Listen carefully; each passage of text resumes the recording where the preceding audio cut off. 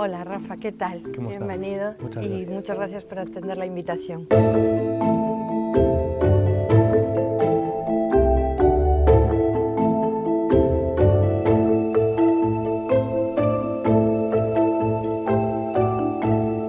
Rafael Pérez, director general de Selmark.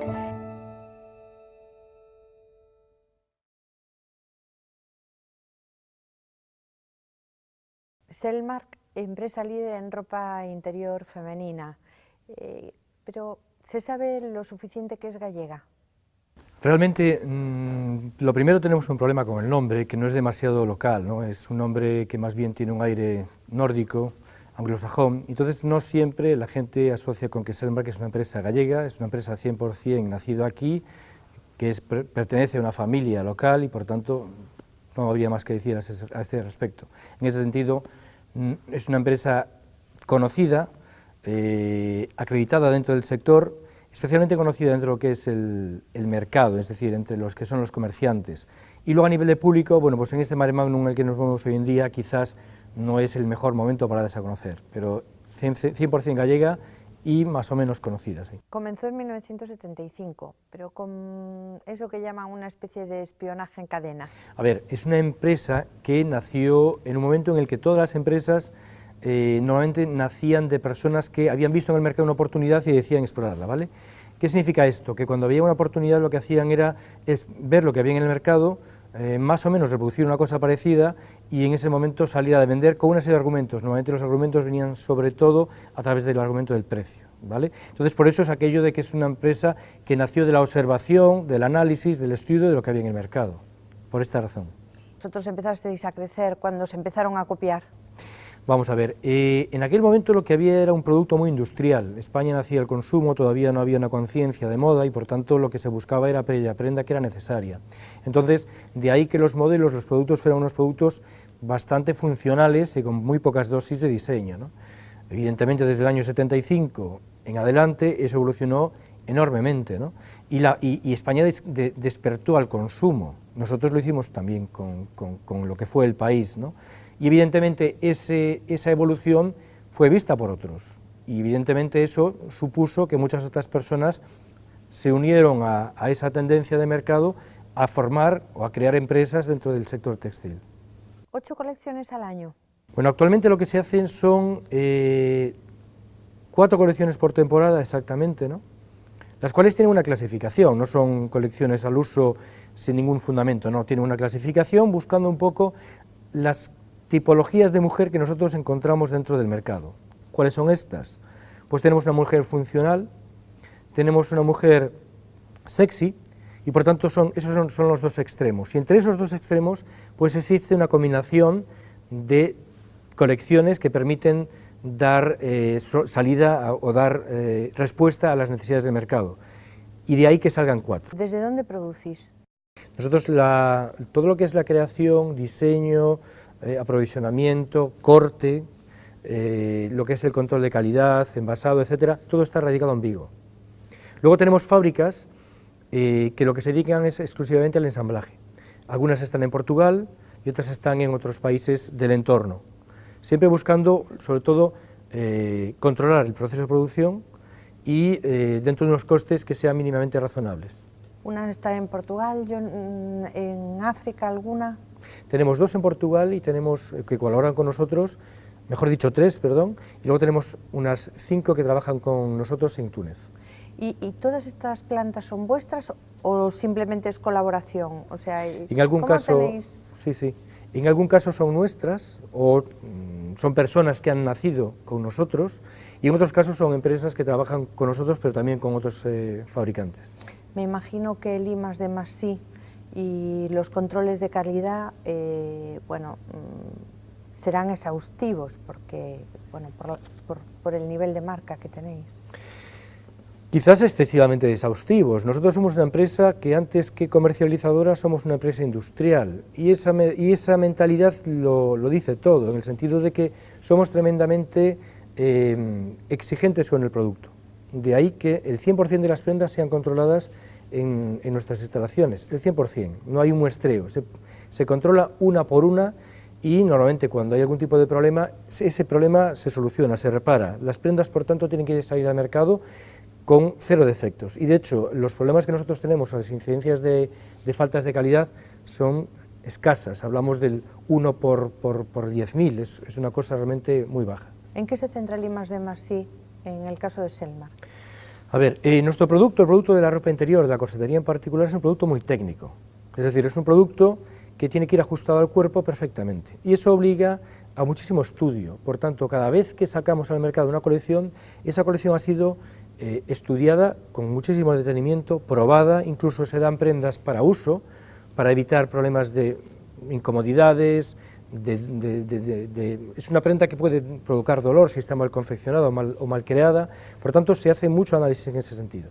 Eso a nivel normal, pero a mayores de esto, nosotros tenemos luego lo que es el desarrollo de moldes que conforman pues, las cazuelas que nosotros llevamos luego en las prendas, ¿no? Y ahí hay un análisis enorme o una investigación enorme buscando diferentes tipos de formas, diferentes tipos de realce, es decir, pues el tema de los push-up, que incrementen la altura en 1 o en 2 tallas, que junten, es decir, se puede hacer cualquier tipo de evolución en ese sentido y eso lleva a cabo, aparejado, un enorme análisis que se traduce en moldes que se crean con tecnologías de 3D, distintas tipologías de aluminio que generan los moldes, máquinas que utilizan esos moldes para conformar las copas, máquinas para cortar después esas copas, para eso por ejemplo tenemos un brazo con tecnología láser, es decir, tenemos una investigación que abarca tanto lo que es generación de producto en sí, como todos los pasos que hemos de dar antes para dar lugar o para crear ese producto.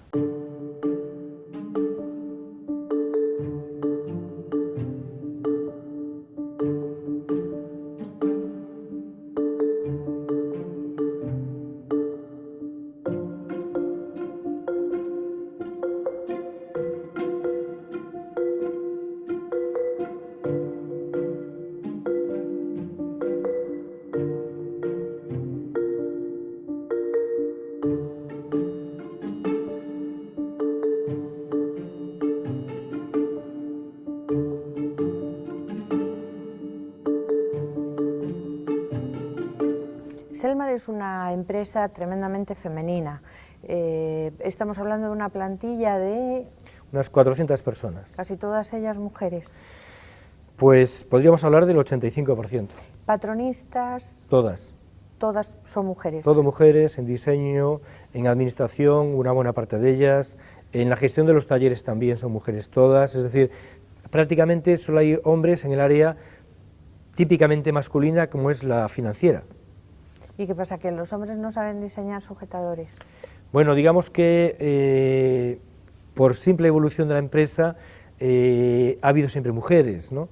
Luego también tienes que pensar una cosa, bueno, no pasa nada, ¿no? Pero normalmente tienen que ver esas prendas puestas, todos los días del año están bien prendas puestas. Y luego aparte es una prenda que tiene que tener un componente importante de comodidad, de confort, y es un hombre es imposible que lo pueda contrastar. Para eso hace falta que una mujer entienda de lo que estamos hablando y nos pueda decir esto va bien o esto no lo hace. Y claro, en ese sentido, eso nos obliga o nos recomienda que sean siempre mujeres las que realicen ese trabajo. ¿Y en ninguna parte de ese proceso productivo aparece el hombre para dar la visión masculina o no? A ver, los hombres lo que analizamos sobre todo es la vendibilidad de esas prendas. En ese sentido tenemos que poner un poco el freno a veces a la creatividad.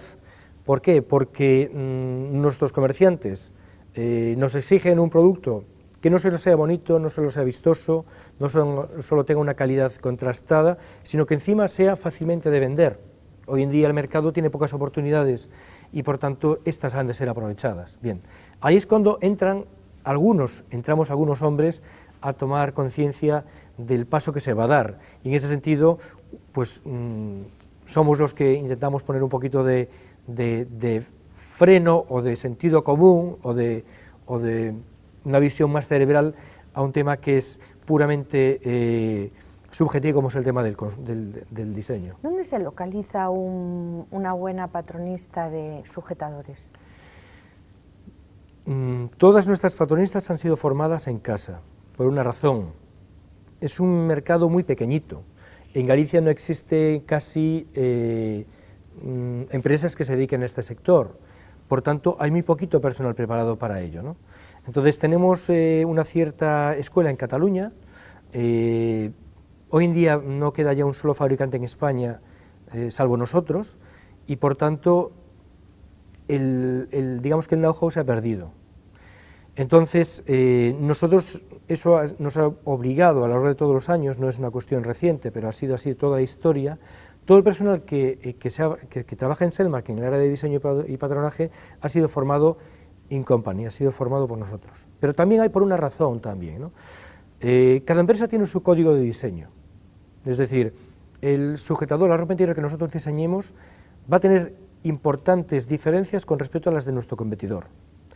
¿Por qué?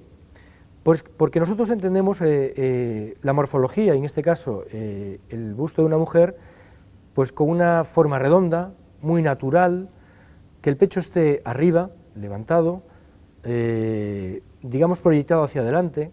Es una cosa curiosa. Si yo me voy a un fabricante francés, a este le gustará un pecho puntiagudo, ligeramente abierto, normalmente hacia los lados, muy radical, en ese sentido, a la hora de preparar el diseño y el patronaje, digamos el cuaderno de cargas, lo que cada uno de nosotros pretende conseguir, es radicalmente diferente y por tanto la persona que lo hace tiene que estar habituada a hacerlo de esta manera, porque es como a nosotros nos gusta y porque es como nuestras clientes están acostumbradas. Y de ahí que también es una de las razones por las cuales formemos ese personal in company. ¿En cuántos puntos de venta estáis? En España estamos en cerca de 2.000 puntos de venta. Luego tenemos en Portugal unos 400 y a nivel mundial estaríamos cerca de los 3.500. Nosotros somos una marca que lleva en Latinoamérica más de 20 años ya. Entonces tenemos mercados muy fuertes, como puede ser México, como puede ser Chile, Colombia, en su momento lo fue Venezuela, Costa Rica, Perú, Ecuador, son mercados donde nosotros estamos introducidos. Luego en Europa, pues trabajamos bien lo que es Bélgica, Holanda, Polonia, Grecia, Francia, también Italia es un mercado muy importante para nosotros, donde tenemos una presencia muy fuerte, sobre todo con la línea de baño. Es decir, hay muchos mercados europeos en los cuales estamos presentes, ¿no? Rusia, es decir, podríamos estar hablando de ello sin término. Y luego estamos en países, por ejemplo, como Israel, Kuwait, Emiratos Árabes, Arabia Saudí, y luego más lejos en Corea, en Japón, en China, es decir, estamos en unos 48 mercados en total. ¿Las mujeres tienen los mismos gustos en todos esos países? No, nada que ver.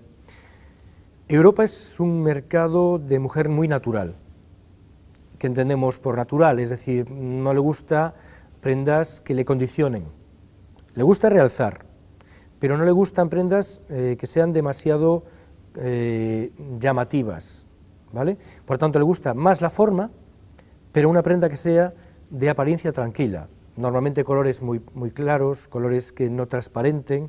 Hay que pensar que la mujer europea, una buena parte del año, lleva poca ropa porque no hace frío, y la prenda no debe de condicionar esa ropa, por tanto, normalmente es muy funcional en sus gustos, pero sí que busca prendas que realcen. Pero en América Latina también hace calor todo el año. En América Latina son igual que aquí, también de hecho, en América Latina son incluso un poco más conservadoras en su estilo y no le gustan prendas demasiado provocativas.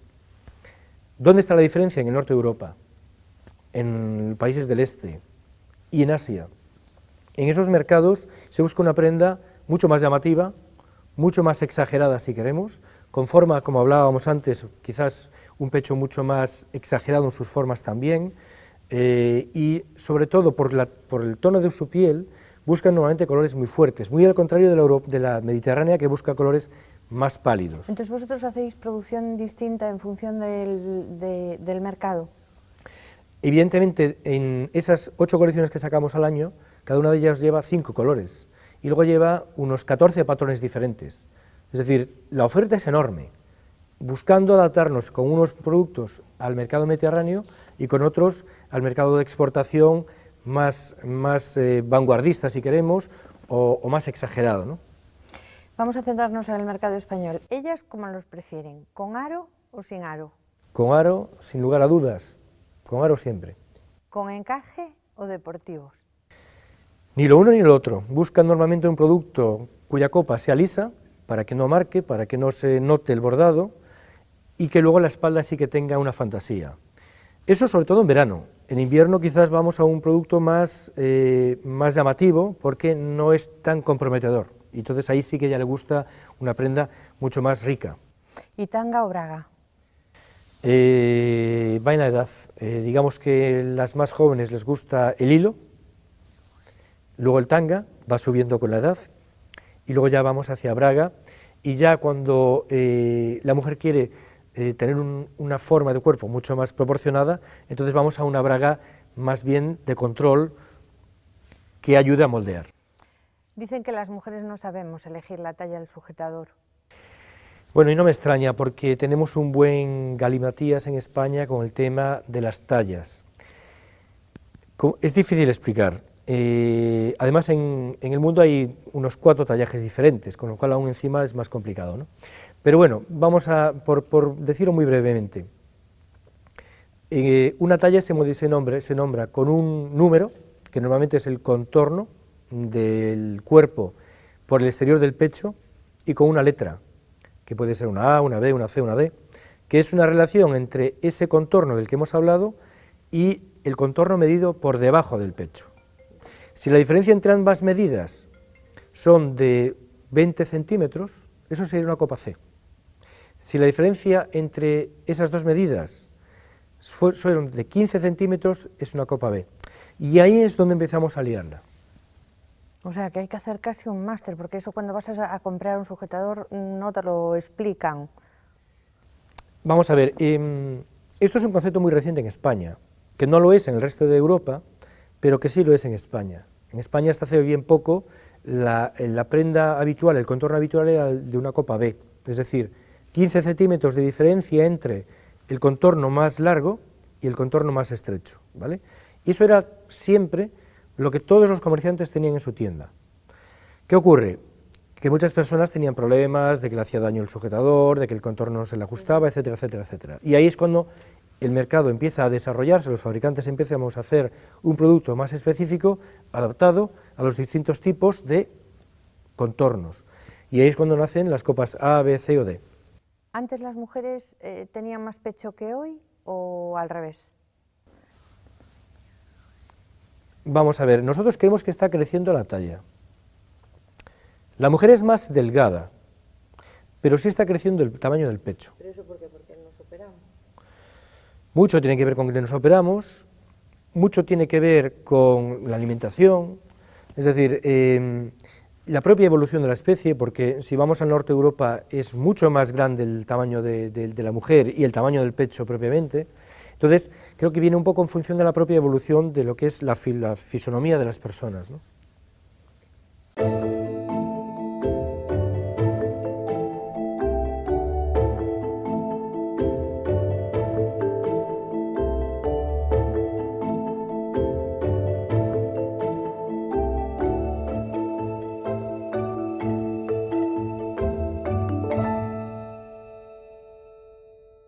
¿Han dejado de fabricar alguna prenda en estos últimos años? Sí, se ha dejado de fabricar. Vamos a ver, por ejemplo, el tema de las fajas, que es un tema muy simpático, de las que había cuando nosotros empezamos a las que hay hoy no tiene nada que ver. De aquellas había unas fajas tremendamente rígidas, fuertes, con unos tejidos muy gruesos, que eran realmente hechos con goma, durísimos, ¿no? Normalmente con piernas muy largas. Luego había aquellas fajas de cuerpo enormes, que incluso podían tener pierna, que tenían un montón de corchetes por todas las esquinas. A ver, se ha ido a prendas mucho más ligeras, todo eso ha desaparecido, ¿no?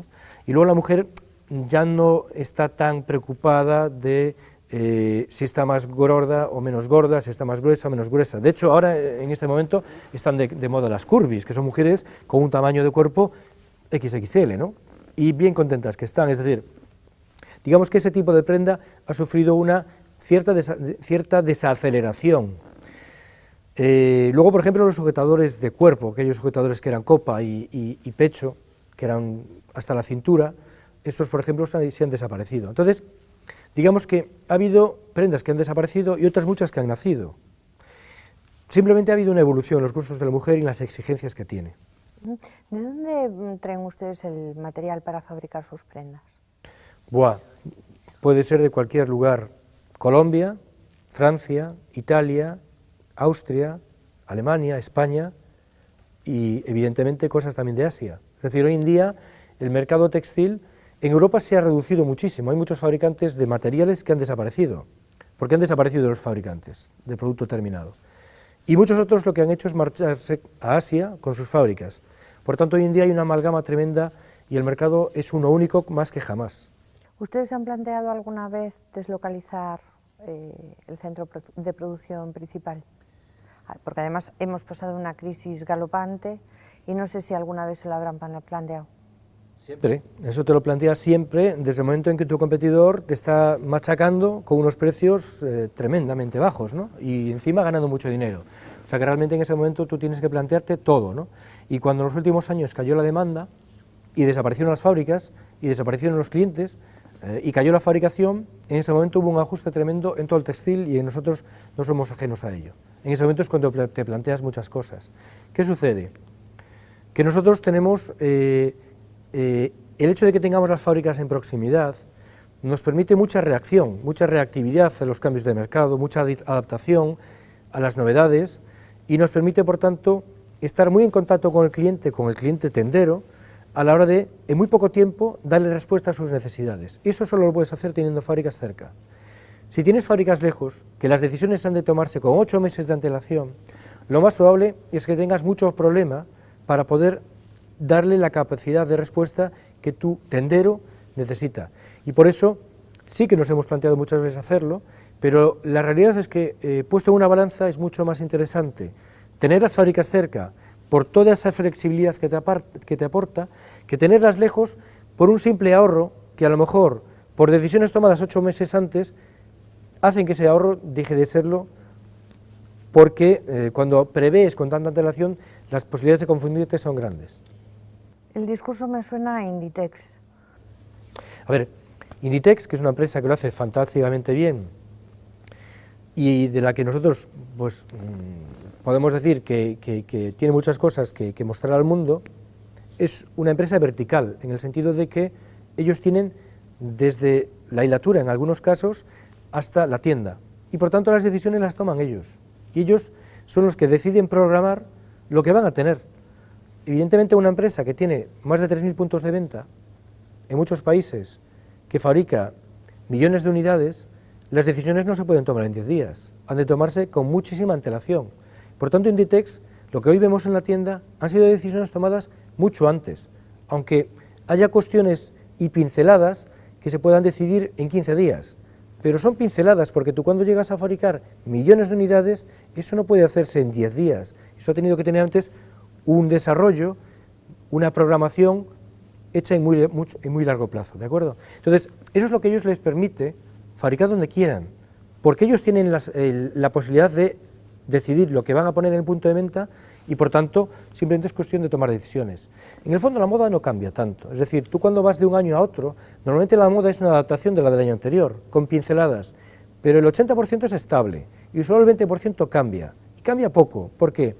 Porque los hábitos de compra son siempre iguales, sobre todo en hombre, quizás en la mujer no tanto, pero todas las mujeres al final vienen comprando siempre casi lo mismo que el año anterior.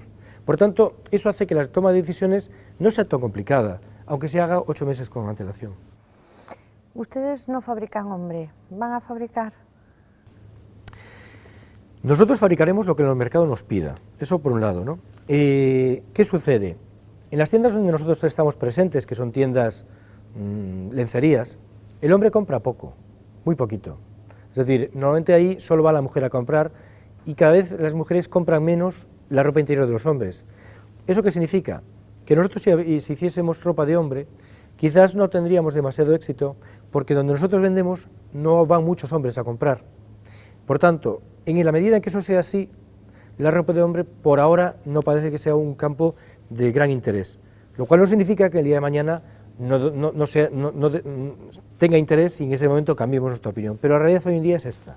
Yo le he visto defender el pequeño comercio, incluso cuando hay un desarrollo de una ley determinada, en este caso del comercio interior de Galicia, ¿no? Sí.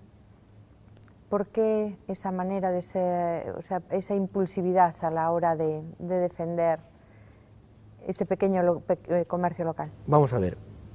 Primero porque es mi cliente y soy parte interesada. Si mi cliente desaparece, yo voy detrás. Por tanto, por ahí ya no hay...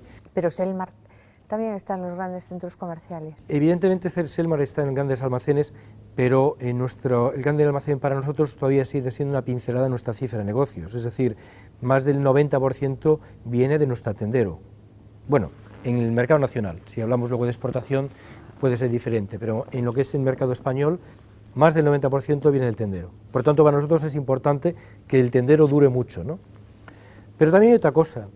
Hoy en día los centros urbanos, las ciudades, las tiendas tienden hacia la uniformidad y el tendero es el único que todavía atesora una cierta diferenciación de producto. Es decir, vamos a un centro urbano en Vigo, en Coruña, en Lugo, en Orense o en donde queramos ir y vamos a encontrarnos siempre las mismas tiendas y las mismas propuestas. Y la única diferencia la vamos a encontrar en la tienda pequeña, ¿vale? Entonces, por esas dos razones yo defiendo al tendero pequeño, porque es el único lugar que queda donde podemos encontrar algo distinto a lo que llevamos todos generalmente y porque evidentemente es quien a mí me ha dado de comer todos los días. ¿Cuál es el plan estratégico de Selmar para los próximos 3 años? Bien, el Selmar en principio está apostando fuerte por la exportación. Estamos abriendo muchísimos mercados nuevos o recuperando mercados antiguos. Recordemos que Europa ha sufrido una crisis, que todavía no ha salido de ella, y hay mercados que se nos cayeron, como puede ser Chipre, como puede ser Grecia, como puede ser Turquía, mercados que han sufrido especialmente la crisis, ¿no? Estamos también abriendo el Magreb, es decir, todo lo que es el norte de África, Marruecos, Túnez, Argelia, son mercados que estamos abriendo y que están empezando a funcionar. Asia es un mercado tremendamente importante, con millones de personas, con una capacidad de compra extraordinaria y donde nosotros queremos estar presentes. Y luego en Norteamérica, Europa y Norteamérica están negociando un acuerdo de libre comercio que va a abrir oportunidades para los europeos y para los americanos aquí. Evidentemente vamos a sufrir con esa apertura del mercado europeo la llegada de los productos americanos y nosotros tenemos que abrirnos paso en Estados Unidos antes de que sea demasiado tarde, ¿no? Eso en temas de exportación. ¿Qué más tenemos por ahí? Temas de desarrollo de producto. Estamos intentando o estamos desarrollando una línea de productos adaptados a mujeres con problemas de pecho que han sido operadas, bien sea por implantes, bien sea por mastectomías, etcétera, etcétera. Es decir, queremos desarrollar una línea de producto médico que ayude, que en España, de hecho, hay muy poquita presencia de un producto de estas características, donde nosotros creemos que podemos aportar algo por nuestro grado de conocimiento de lo que es la morfología del pecho femenino, ¿no? Y luego tenemos también el esquema de distribución, es decir, no renunciamos a tener puntos de venta que podamos ubicar en alguna ciudad importante y que nos den una cierta presencia directa en el mercado, es decir, a mayores de lo que son los grandes almacenes, nos gustaría tener alguna tienda ya en ciudades grandes como Madrid, como Barcelona, como Valencia. ¿Abren para el 2016? Nuestra intención es abrir para el año que viene, exacto. ¿Son el único fabricante nacional? El único fabricante nacional, exacto. ¿No van a hacer otro o se va a vender Selmar? Selmar no se va a vender. Lo único que sucede es que Selmar, pues la razón que sea, ha dado los pasos para no desaparecer. Esa es la historia, es decir, en España había firmas tremendamente conocidos como era Belcor, como era Gemma, como Intima Serri, como Ori, como Teleno, todas han desaparecido. O han sido compradas por terceras empresas y están intentando volver a arrancar, pero hoy por hoy no tienen prácticamente actividad. ¿Alguna vez el Ministerio de Industria se ha puesto en contacto con ustedes? ¿Con qué utilidad? Pues bueno, por ser la única empresa nacional dedicada a la corsetería. No lo esperamos, ¿no? Realmente el mercado enseguida, si uno muere, rápidamente hay otro que lo reemplaza, ¿no? Y si esas firmas han desaparecido es porque otros les fueron comiendo el terreno, ¿no? No tenemos más que ir a cualquier calle peatonal de España y ver la cantidad de tiendas que en poco tiempo, o de cadenas que en poco tiempo se han establecido aquí y que han hecho que el mercado haya cambiado radicalmente en los últimos 5 años. No sé si me contestó a una pregunta hecha anteriormente, pero se la quiero volver a hacer. ¿El hombre compra lencería femenina o no? El hombre compra de vez en cuando lencería para regalar. ¿Y qué tipo de hombre es el que compra esa lencería? Pues yo no lo sé, porque no, evidentemente mi caso es un caso atípico, ¿no? Pero entiendo que son personas muy enamoradas, a las que le encanta y está muy enamorado de su mujer, y me imagino que a los que le gusta pasárselo bien de vez en cuando. Pues muchas gracias por esta entrevista. Ha sido un placer. Igualmente.